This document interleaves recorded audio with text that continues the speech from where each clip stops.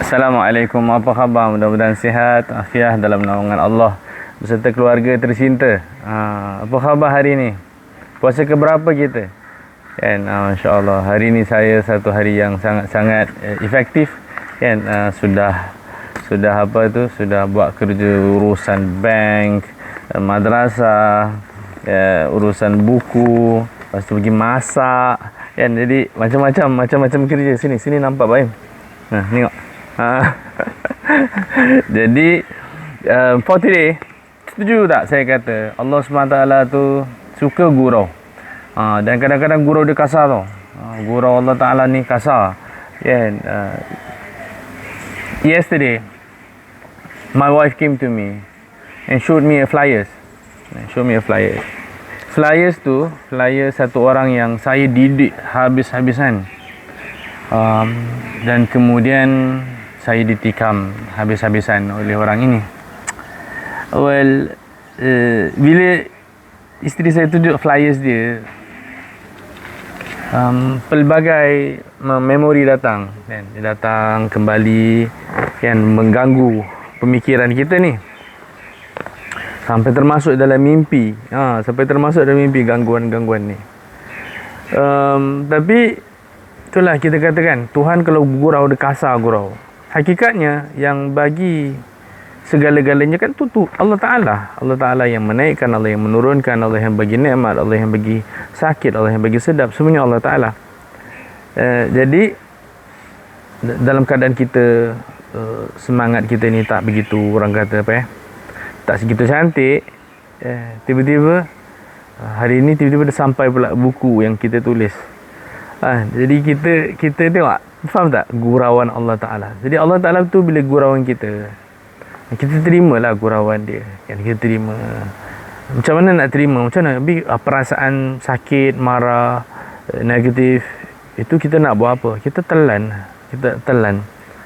We accept the fact that this happened. We accept that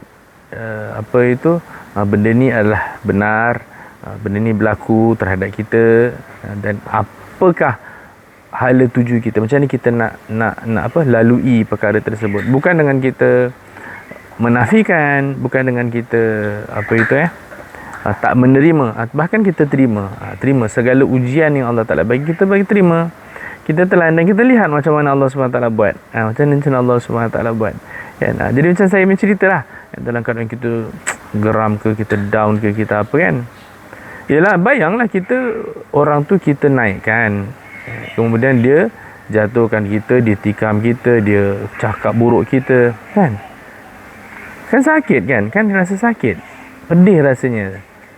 Tapi reaksinya apa? Reaksinya nak pergi jumpa, tumbuk, bergaduh, itu satu reaksi. Satu lagi, accept, telan tak apa, udah, khalas, biar aja, let it be, and find happiness. And what else is happiness when we have made effort on writing a book, kita dah penat nulis, kita print ni gini-gini, tiba-tiba sampai buku yang kita tulis tu, dan sampai printing tu dah siap. Kenapa tak? Kegurauannya Allah SWT. Jadi hidup ni janganlah serius sangat, hidup ni kita terima semua gurau-gurauan Allah Ta'ala dalam kehidupan kita.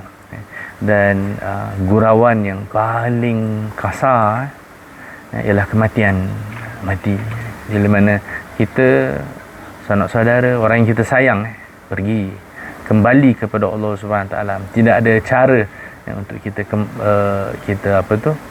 bertemu lagi di dunia yang fana ini, dunia yang zahir ini. Itu adalah satu kesedihan yang luar biasa. Hari ini saya terima berita bahawa keluarga teman kita Haji Abdul Rahim, very good man, a very nice man, telah kembali ke rahmatullah.